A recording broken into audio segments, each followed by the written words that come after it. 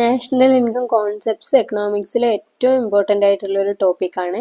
ഇപ്പോൾ GDP എന്ന് പറഞ്ഞാൽ ഗ്രോസ് ഡൊമസ്റ്റിക് പ്രോഡക്റ്റ്, അതായത് within the territory of a കൺട്രിയിൽ ഒരു വർഷം പ്രൊഡ്യൂസ് ചെയ്യുന്ന ഗുഡ്സ് ആൻഡ് സർവീസസിന്റെ മണി വാല്യൂ ആണ്. അപ്പോൾ അതിൻ്റെ കൂടെ എന്ത് ആഡ് ചെയ്യുന്നില്ല? ഇൻകം ഫ്രം എബ്രോഡ്, വിദേശത്തു നിന്നുള്ള ഇൻകം ആഡ് ചെയ്യുന്നില്ല. അപ്പോൾ നമ്മുടെ GNPയിലാണ് എന്ത് എബ്രോഡ് എന്നുള്ള ഇൻകം ആഡ് ചെയ്യുന്നത്. അതായത് നാഷണൽ എന്ന് പറയുമ്പോൾ ഒരു നേഷന്റെ മൊത്തം, അത് ഇൻസൈഡ് ആയാലും ഔട്ട്സൈഡ് ആയാലും അതിൽ ആഡ് ചെയ്യുന്നു. അപ്പൊ നമുക്ക് GDP എന്ത് എഴുതാം? GNP minus net factor income from abroad, വിദേശത്തു നിന്നുള്ള വരുമാനം ഇൻക്ലൂഡ് ചെയ്യുന്നില്ല. അതുകൊണ്ട് GNPയിൽ നിന്ന് NFIA, net factor income from abroad minus ചെയ്തു.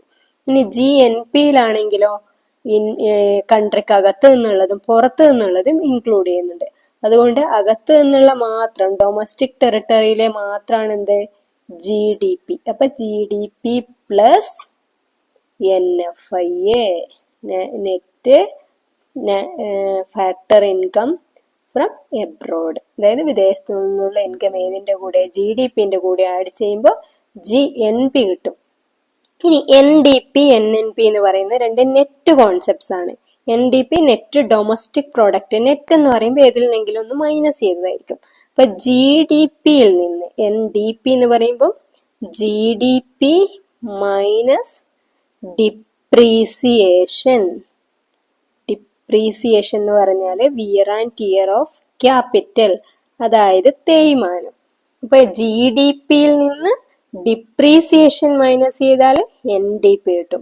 അതുപോലെ NNP എന്ന് പറയുന്നത് എന്തായിരിക്കും? അപ്പം GNPയിൽ നിന്ന് ഡിപ്രീസിയേഷൻ മൈനസ് ചെയ്താൽ മതി. ഡിപ്രീസിയേഷൻ മൈനസ് ചെയ്താൽ N കിട്ടും. അപ്പോൾ ഒരു ഗ്രോസ് പ്രൊഡക്റ്റിൽ നിന്ന് ഡിപ്രീസിയേഷൻ മൈനസ് ചെയ്ത് കഴിഞ്ഞാൽ നെറ്റ് പ്രൊഡക്റ്റ് കിട്ടും. GDP എന്ന് പറയുന്നത് GNP minus net factor income from abroad.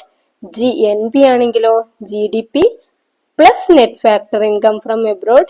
ഇനി NDP വരുമ്പോൾ GDPയിൽ നിന്ന് മൈനസ് ഡിപ്രീസിയേഷൻ. NNP വരുമ്പോൾ GNPയിൽ നിന്ന് മൈനസ് ഡിപ്രീസിയേഷൻ.